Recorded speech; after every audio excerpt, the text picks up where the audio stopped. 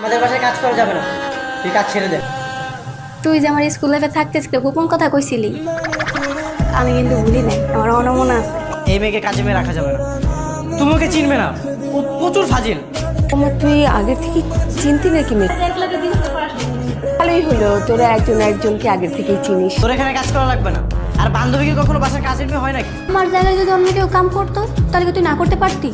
মগা মগা মানে? আন্টি, আমরা যখন এক লাগে পড়ছিলাম তখন তো আমি ওর মগা করে ডাকতাম, তুই বড় ছিল না? দেখছো মা কি বলতেছে, ওকে কাজে রাখার কোনো দরকার নেই।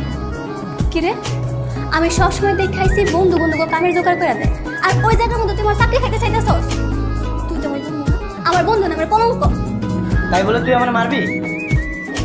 তাই তো, তুমি মারলে কেন? না না আন্টি, মারবো কেন? বন্ধু মিলা কথা, বন্ধু বান্ধব তো একটু একটু মজা করেই থাকে। স্কুল থাকতে কত মার খাইছে আমার হাতে, তাই না ক? শোনো, সবসময় না রোমান্টিক ভালোবাসা ভালো না, মাঝে মাঝে দূরত্ব দরকার আছে। কি হয়েছে? আচ্ছা আমি তোমাকে একটু পরে কল করছি।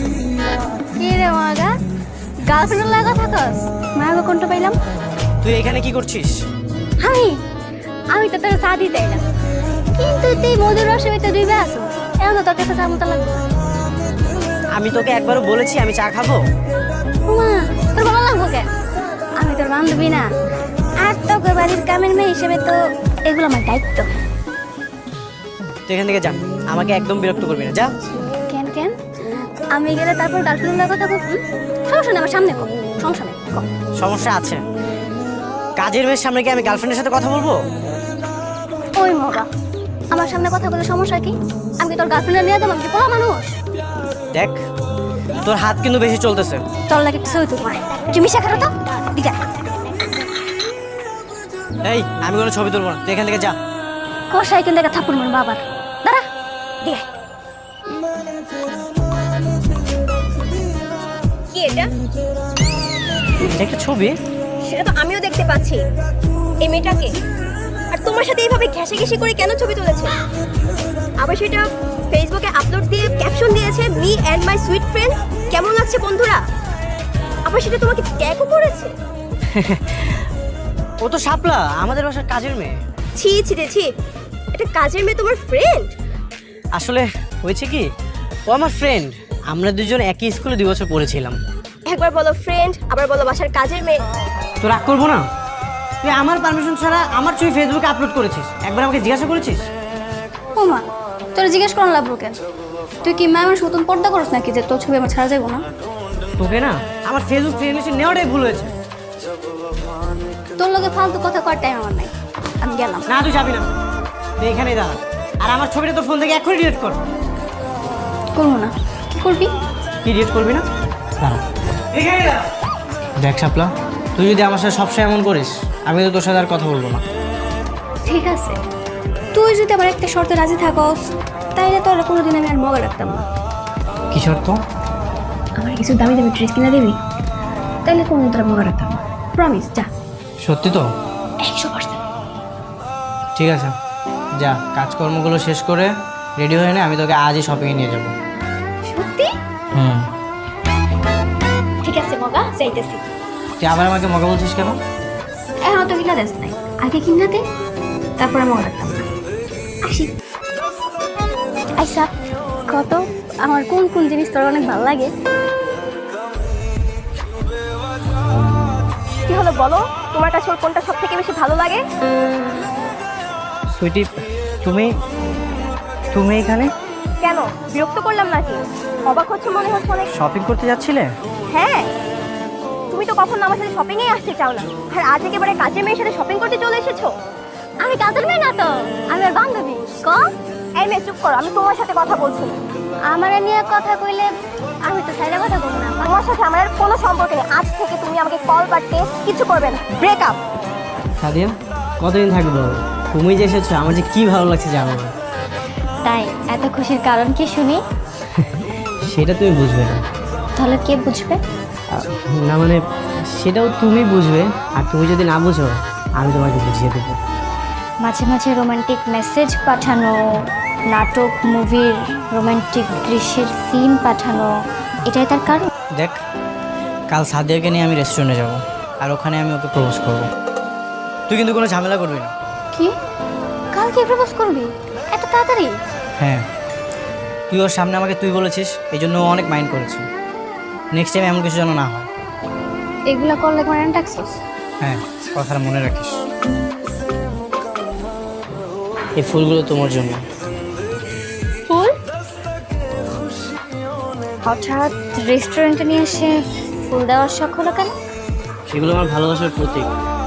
এই যে ফুলগুলো দেখছো, প্রতিটা ফুলে জড়িয়ে আছে আমার ভালোবাসা। প্রেমে পড়লে নাকি? সেটা তো অনেক আগেই পড়েছে।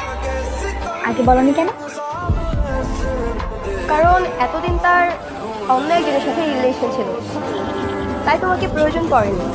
আপনাকে আর আমাদের মধ্যে কথাই বা কেন বলছেন? আমি কে সেটা নেহালকে জিজ্ঞেস করো।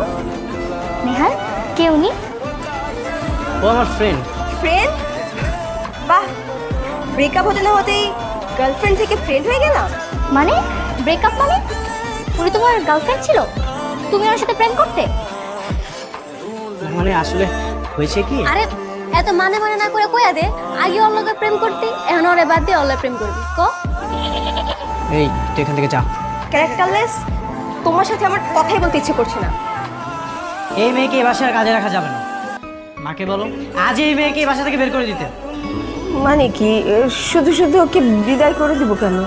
শুধু শুধু না মা, ওর যন্ত্রণা আমি আর সহ্য করতে পারছি না। সাদিয়া কোথায়? ও চলে গেছে। সাতটা উল্টাপাল্টা কথার কারণে সাদিয়া রাগ করে চলে গেছে। এই মেয়ের সাহস তো কম না, আমার বাড়ির মেহমানকে উল্টাপাল্টা কথা বলে বাসা থেকে তাড়িয়ে দেয়।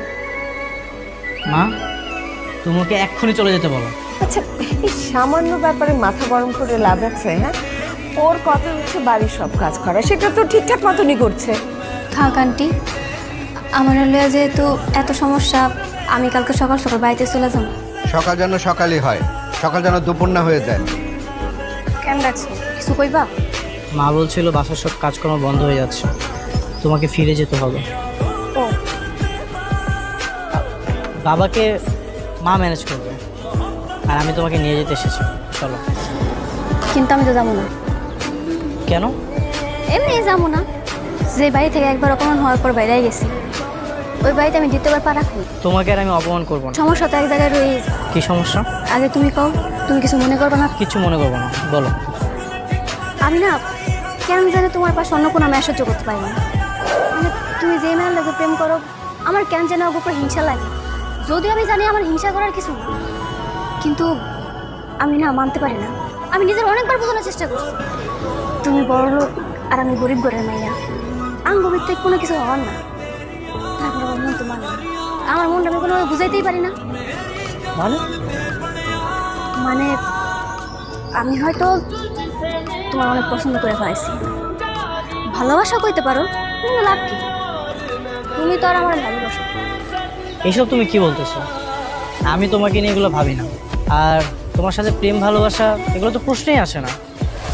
সবার লাইফে না প্রেম ভালোবাসা আসে না। টাকা আসতে বলবো না, তুমি ভালো থেকো। আজকের পর থেকে আমি তোমার কোনোদিন বিরক্ত করবো না।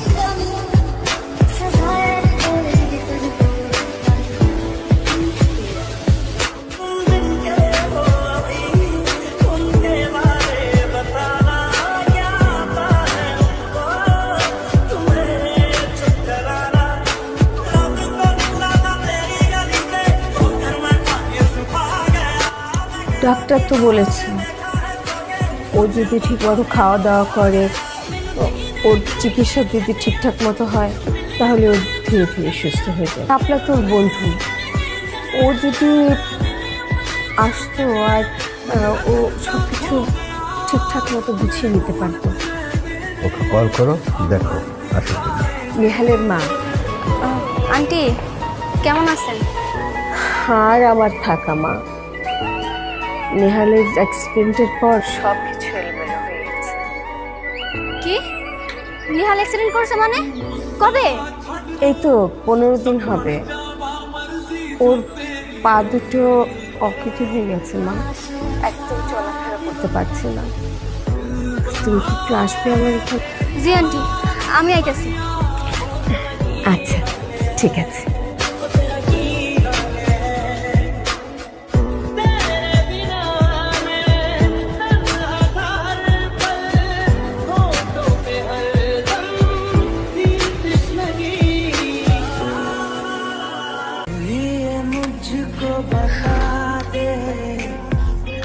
এই তো এইভাবে আর তোর বেশি দিন হাঁটা লাগবে না মগা, তুই তাড়াতাড়ি সুস্থ হয়ে যাবি। আবার মগা? হাজবেন্ডকে কেউ মগা আর তুই করে বলে? কেউ বলে না, কিন্তু আমি করছি কারণ তোর প্রতি স্পেশাল বুঝছ নাই? কিসের স্পেশাল? তুমি তো সবসময় আমাকে বলো যে বাইরে যে একটু হাঁটাচলা করো ভালো লাগবে। এই অসুস্থ শরীরে কি বাইরে হাঁটাচলা করা যায়? যদি হাঁটাচলা না করো তাহলে তো তোর সারা জীবনে হুইল চেয়ারে বসে থাকা লাগবে আর স্টেপ নিয়ে ঘুরন লাগবে, ভালো লেগে তো করি। তা অবশ্য তুই ঠিক বলেছিস। শোন, আমি যদি দেখছি তুই সুস্থ হওয়ার পরে আবার মায়ের গলা প্রেম করতেছ তাহলে কিন্তু তোর খবর আছে। তোমার মতো এমন সুন্দরী বউ থাকতে আমি অন্যদিকে নজর দিব কেন? মনে যেন থাকে।